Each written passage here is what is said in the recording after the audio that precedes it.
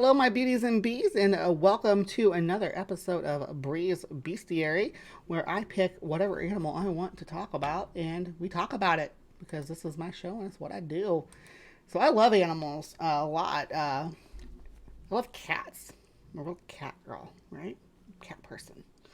I haven't had a cat in years though. Um, with small kids, it's always my opinion. I've had small kids for the last 20 years. It's always been my thought that having a cat that uses a litter box in the house was not a good situation to have with small kids. So we just didn't ever have a cat. We had dogs.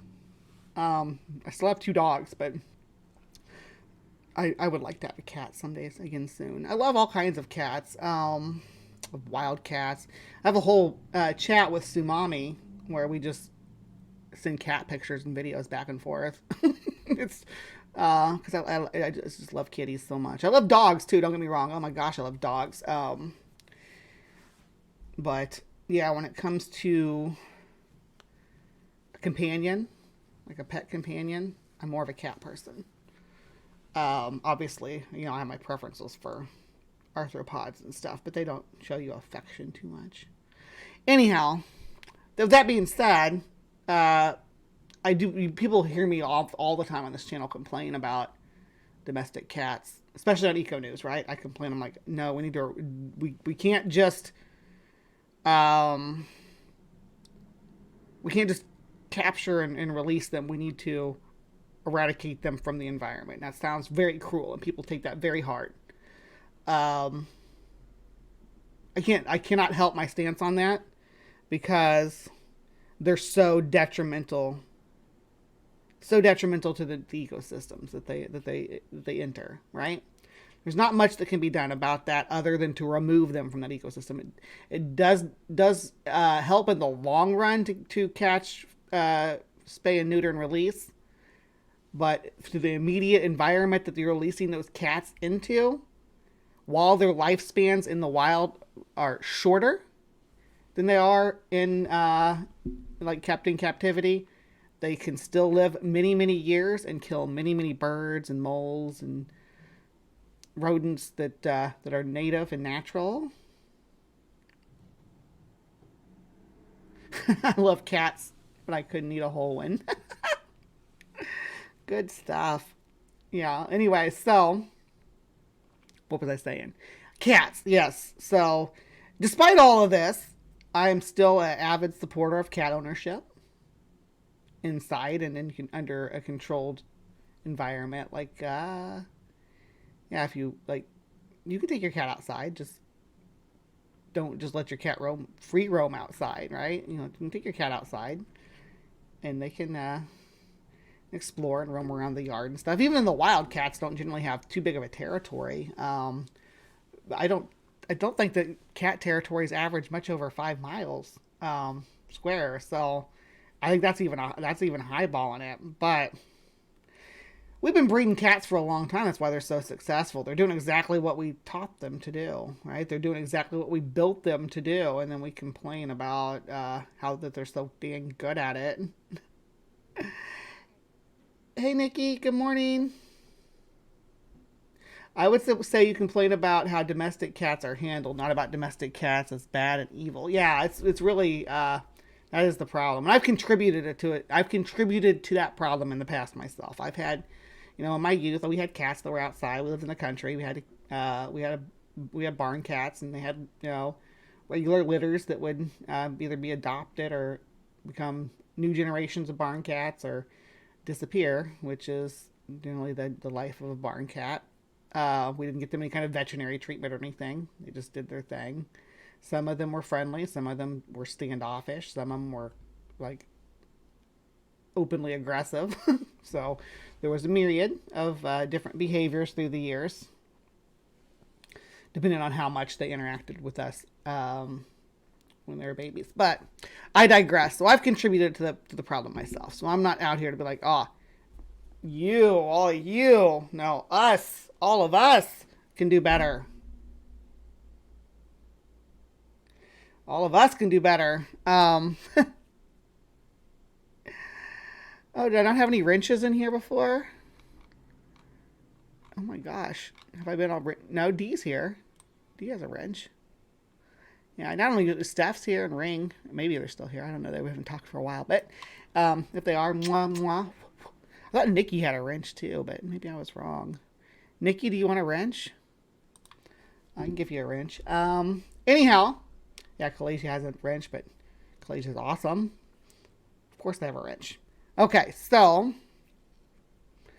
as I was saying, I love cats. I love kitties. Don't let anybody tell you anything different. But they do have their issues.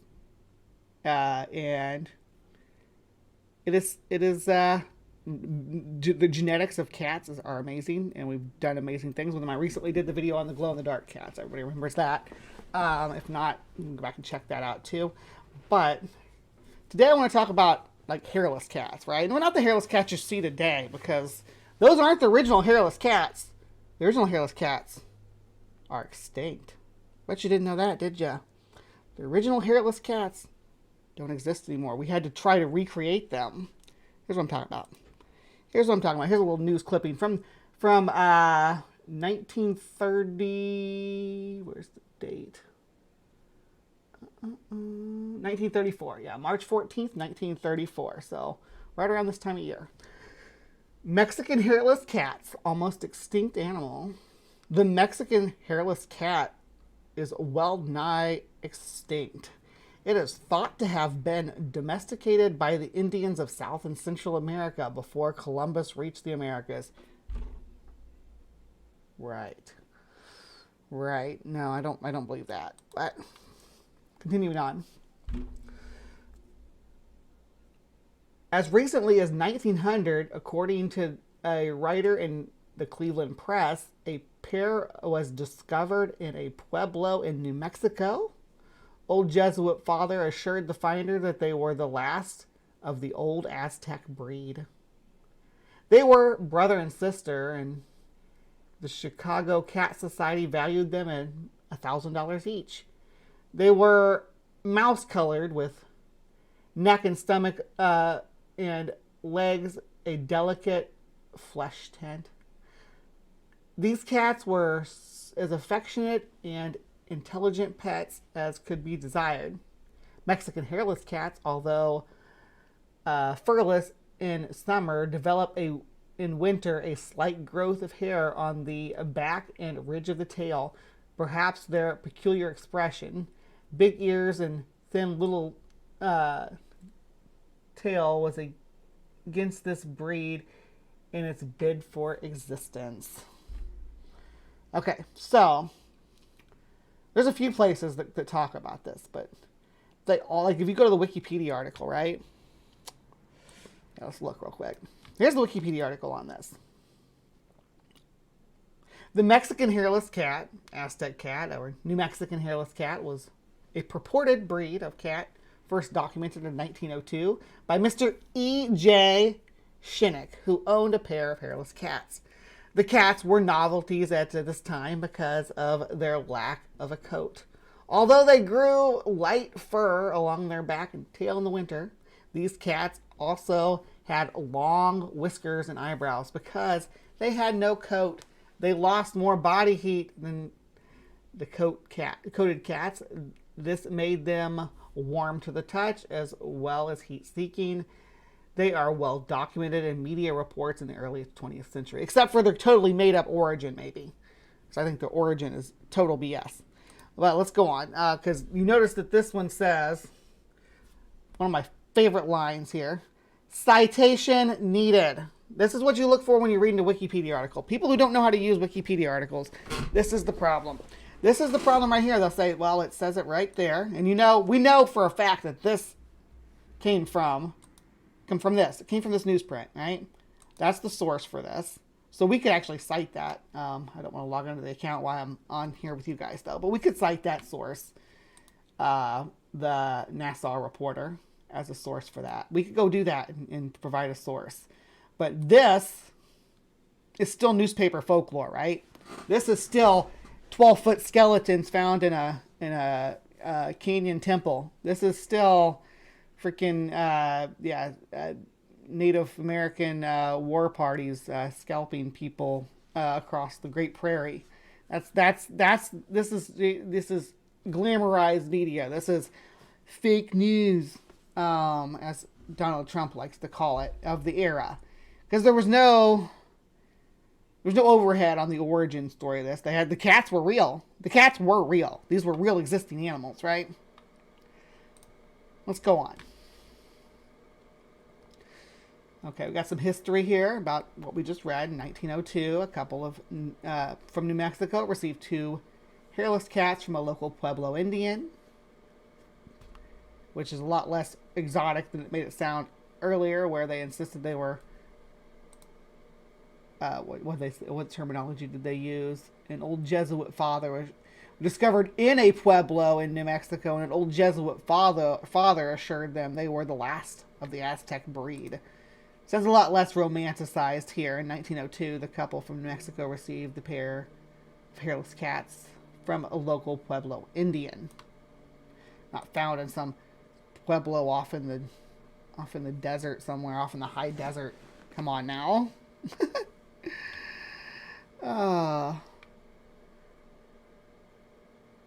Found I hadn't gotten to that video yet, so get it pulled up for me to watch also.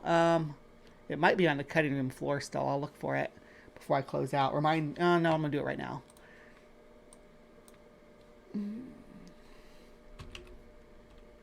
Yeah, before I forget. Okay, yeah, it's still on the cutting room floor, so it'll be up soon. Actually, what I'll do is I'll schedule that for Monday. How's that sound? That way, it'll be the follow-up to this. So, the glow-in-the-dark cats will be part 2 to this, if that's what we're talking about. I think you're talking about the glow-in-the-dark cats. Okay, well, we'll do that. Okay, and where was I? We didn't get far into this, because I have to go on an hour-long spiel about every sentence I read.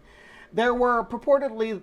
These were reportedly the last 2 survivors of an ancient Aztec breed of cats. There's a problem here, though, because Felis, as far as I know, Felis... Oh, that's not what I wanted to do. Very distinctly, Old World is a genus. As a genus, this is where Felis naturally occurred, right? Before Europeans settled along these coasts in the Americas, Felis only existed in this region naturally. By that time, it had probably spread pretty well through. By the time they came to North America, anyway, it probably spread pretty well through most of Europe and Asia, but it had not migrated. They had not in any way made their way into the Americas. So, to be clear, there was no Felis, which is what these were. They were Felis in, where was I? In the Americas before first contact, right? You know, you want to talk about first contact, we could go into that, talk about, did they, maybe the Polynesians brought cats over from Indonesia or some nonsense like that. I don't want to hear that right now. That's not really a viable explanation for this. The more reasonable explanation is in the 1930s. A journalist writing for a newspaper wouldn't know that, and wouldn't know that that you could disprove this with ecology. Almost 100 years later, 90 years later. So they weren't worried about it. This person's dead. They don't care that I debunked them. But this is prairie journalism. Frontier journalism? Something like that. There's a term for it. In 1902, yeah, we already got that. Okay, so they were purportedly the last survivors of an ancient Aztec breed. Okay, which is ridiculous. Absolutely ridiculous. There were cats in South America, and the Aztecs would have been very familiar with felids, but not Felis. Not at all. Because Felis didn't exist in the New World. So, and these cats, again, are Felis. Definitively so. The cats were littermates and noted to be 25% smaller than the local short hair cats.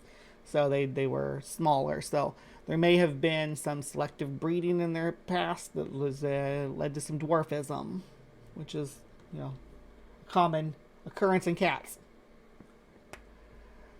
They were normally whiskered and seasonally coated, growing a ridge of fur down the middle of their back, their tail during the cold season. Yep, we talked about that. So that just all this links back to that news clip. But we're gonna get into some more details. These were not the first hairless cats exhibited, but became most famous. Earlier, that tells us about an earlier hairless cat named pair of hairless cats. So hairless cats were an exotic, a desired exotic, right? People wanted them. Rich people wanted them.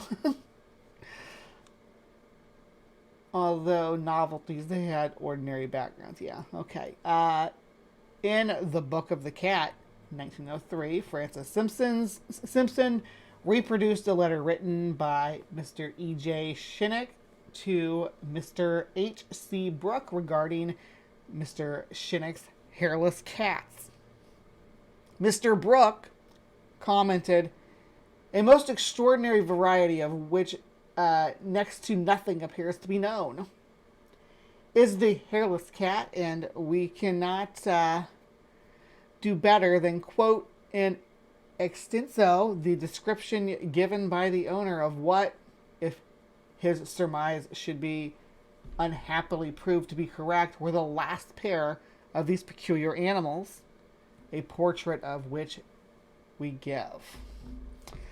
We can only add, with deeply regretting that Mr. Shinnick did not mate his cats, the earnest hope that we may hear that he has discovered the existence of other specimens." Okay, from the Book of Cats, public domain, yeah. 1903, I imagine it's public domain. Here we go. This is folklore. An answer would say my hairless cats were brother and sister. I got them from the Indians a few miles from this place. The old Jesuit fathers tell me that they're the last of the Aztec breed, known only in New Mexico. I have found them the most intelligent and affectionate family pets I have ever met in the cat line. They are the quickest in action and smartest cats I've ever seen. They are fond of warm baths and love to sleep under the clothes at night with our little girl. They seem to understand nearly everything that is said to them, but I have never had time to train them. They are marked exactly alike, with mouse-colored backs, the neck, stomach, and legs in delicate flesh tint. Their bodies are always warm and soft as a child's. Weird.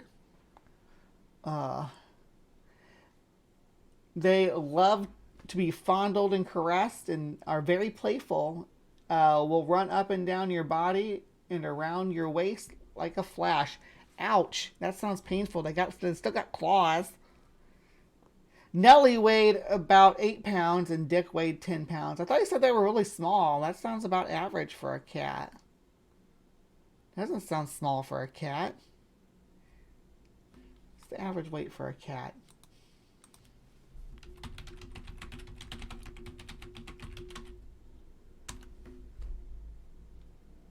Eight to 11 pounds. They sound perfectly average, not 25% smaller. And this is based on modern statistics from PetMD. Yeah, big old fat cats can be, I mean, yeah, they can get up, 15, 20 pounds, but that's not exactly healthy for them. Okay, where was I?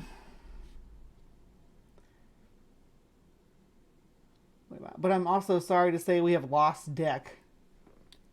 Yeah, I know a lot of girls who want to be able to say that themselves. So We have never allowed them to go out of the house as the dog would be after them. They were very fond of our water spaniel and would sleep with her. Dick was a sly rascal and would steal out. One night last year, he stole out and the dog finished him. Oh, steal out, like bolt out the door. His loss was very great, as I may never replace him. The Chicago Cat Club valued them at $1,000 each. They were very anxious for me to come on with them for their local show, but I could not go. They were never exhibited, or they were never on exhibition, as this is a small city. I fear they would be stolen. I have made every endeavor to get another mate for Nellie, but have not been successful. I never allowed them to mate, as they were brother and sister, and I thought it might alter Nellie's beautiful form, which is round and handsome, with a body rather long. In winter, they have a light fur on their back ridge. Yeah, we already went over that. They stand the cold weather the same as other cats.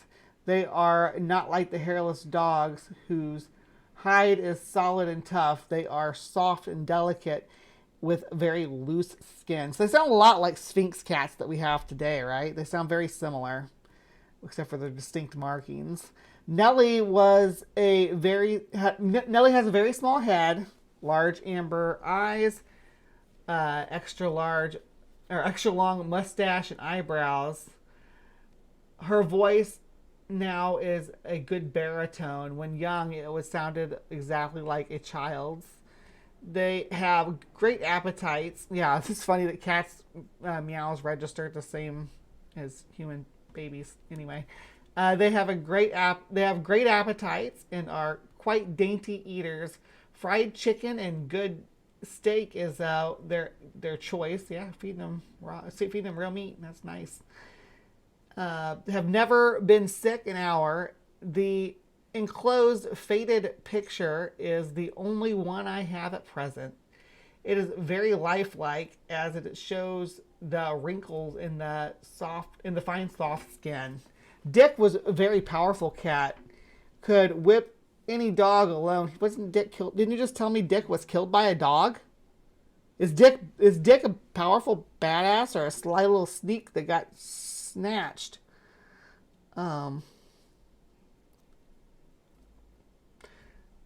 No, his courage, no doubt, was the cause of his death. Maybe he thought he could whip any dog. That's probably it.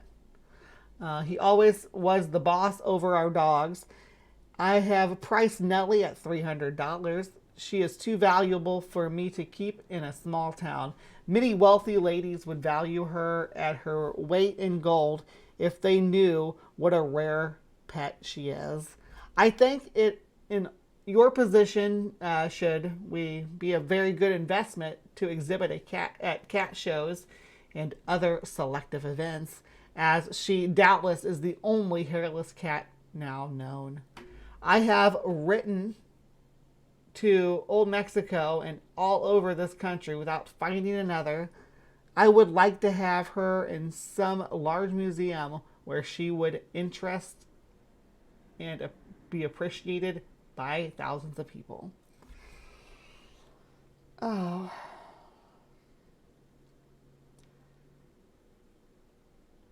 So to read that again.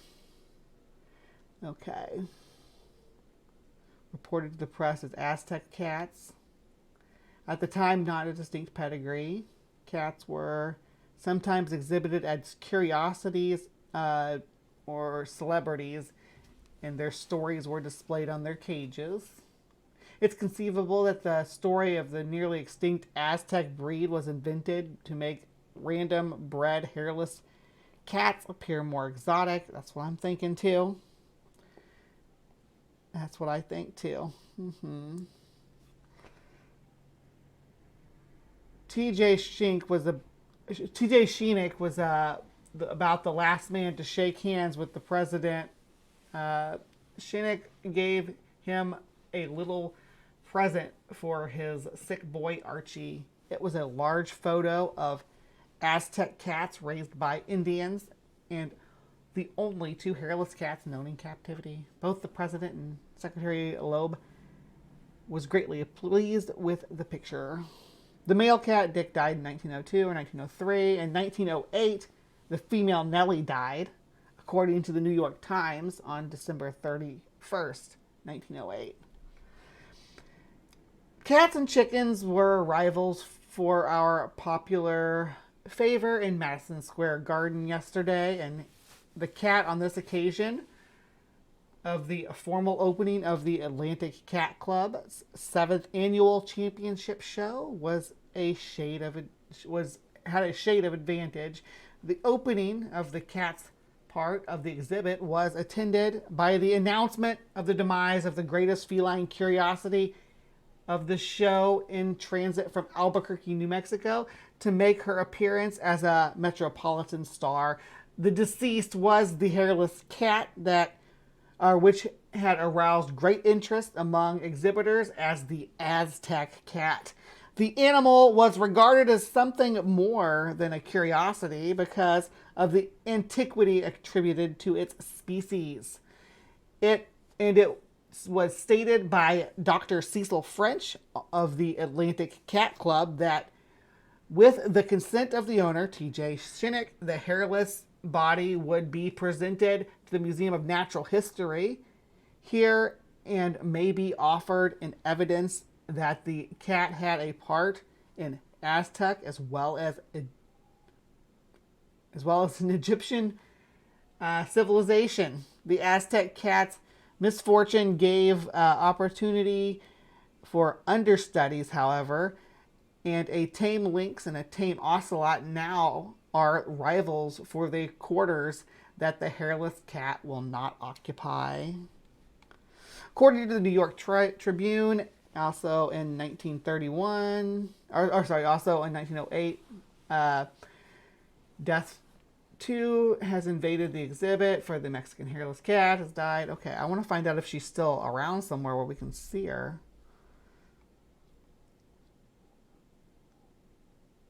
Okay.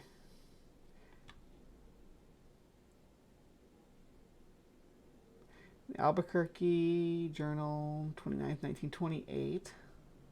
It was reported that T.J. Shinnick of the city had received a letter from Washington yesterday saying that the hairless cat Nellie, which he sent to the National Cat Show, died of dropsy.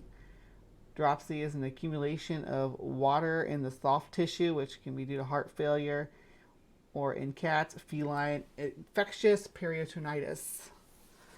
After that time, other randomly occurring hairless cats, also called New Mexican hairless cats or Aztec cats, the term became generic instead of referring to the cat's location.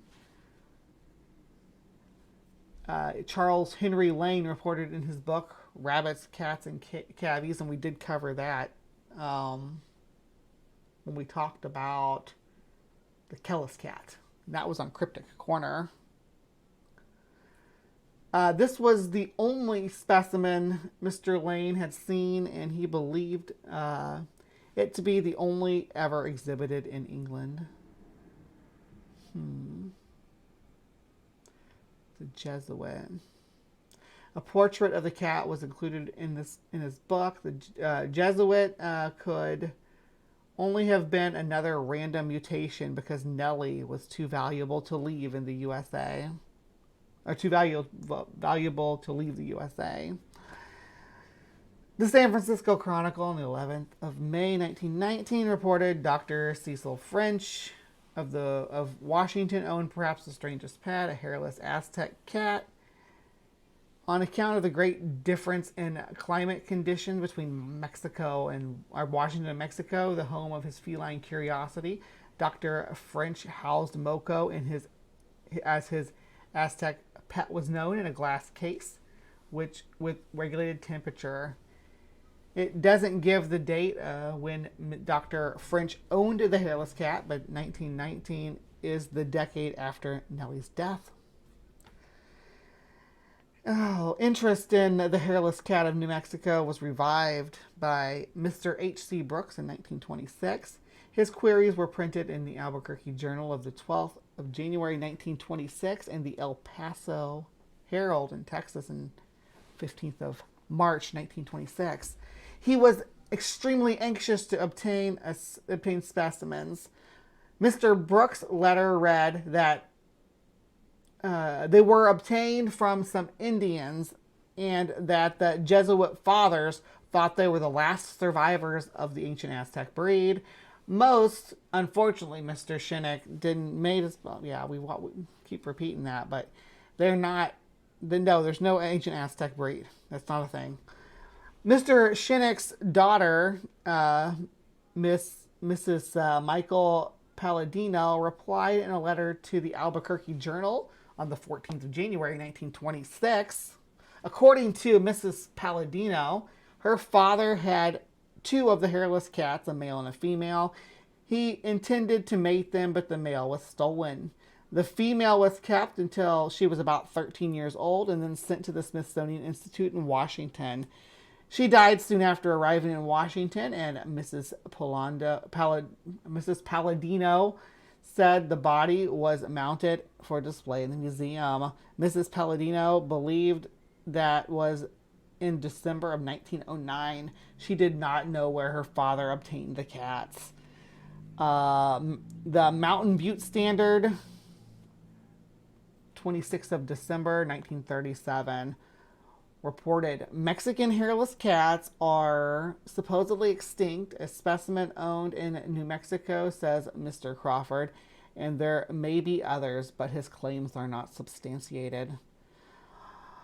On the 20th of March 1956, the Albuquerque Journal printed another request for information. John White, head of the Department of Information of the State Extension Services and Experimental Station in New Mexico A&M College, has a letter from an El Pasoan who wants information on what is called the Mexican, or sometimes the New Mexican hairless cat. White is stumped. So are the others in the department. The El Paso man first wrote to Mexico City College, Mexico City, for information. The college apparently told him the animal was mouse colored and the underparts were pinkish. The animal also had ridges of fur along its back and upper surface of the tail. Mexico City College advised the El Pasoan to write to New Mexico A&M. Many know of the Mexican hairless dog, but, says White, if anyone has seen a New Mexico hairless cat or know there is such an animal, he'd like to hear about it. Now, Mrs. Palladino replied to the Albuquerque Journal on the 3rd of April 1956 that her father, the late Thomas J. Shinnick, had given her two hairless Mexican cats as pets. The year was about 1894. She called them Dick and Nellie.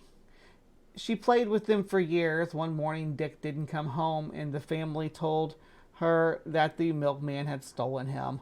When Nellie was about 15 years old, her father decided that because the hairless cats were so rare, the Smithsonian Institute might be interested. Officials of the institution asked to see Nellie while she was alive. Mrs. Palladino said Nellie had arrived in Washington in good condition, but died a month later, after which she was exhibited as a taxidermied specimen. This indicates the Mexican hairless cat or Aztec breed were a pair of hairless siblings given a fictionalized account of their origins in the romantic suggestion that they were the last of their breed. The term Mexican hairless cats became a generic term for any hairless cat until 1931, when hairless kittens were born to ordinary furred cats in France and were exhibited by Professor E. Letard. So this was like what they thought all hairless cats were up until this point. They thought they were all representative of this lost lineage, right? That they were a rare breed. It was done to pump up the numbers. But the references are mostly to all these newspapers, right? The only links really that actually have a link and not just to a news clipping, go to Messy Beast, which we know Messy Beast. Messy Beast is where we learned all about the weird suggestions about unfathomable hybrids, right? And they have a whole article about it, about just different hairless cat breeds in general. But here's they had good pictures of them though. Here's the Dick and Nellie. That's the picture of them. That's Jesuit. That's the one that was allegedly around about a decade later. But yeah, so Messy Beast is not a good source because Messy Beast has a lot of bad information or weird information. I mean, they have some cool stuff too. I used to spend a lot of time in this site, but the more I looked into it, the less realistic it becomes. So they got a section called Hybrid and Mutant Animals, Rare and Extinct, and all that. You can go here and see about, like, most of the stuff's gonna be okay. You know, it's just gonna talk about historical animals that lived and existed, but don't anymore. But then you get into mutant animals and stuff, and they start talking about some bizarre hybrids between creatures that you really don't think could hybridize in any feasible manner. But they make the claim, like, we got mustelid hybrids down here. I think they had some really weird bovid hybrids at one point. Of course, equine and impossible hybrids they have on here as well. All right, so yeah, Aztec cats. Not real thing. Just someone bred the cats and got the hairless genes, right? We're like, we got to give these guys a backstory and make some money off them, and not let people know that they can just do this genetically, because they could have started a whole breeding program with just regular cats, just using the right genetic. Obviously, not inbreeding them, but not inbreeding them directly, anyhow. But yeah, all right. So that was Bree's Bestiary. All right, so I guess without further ado, please remember to be kind, take care, and we will see you next time.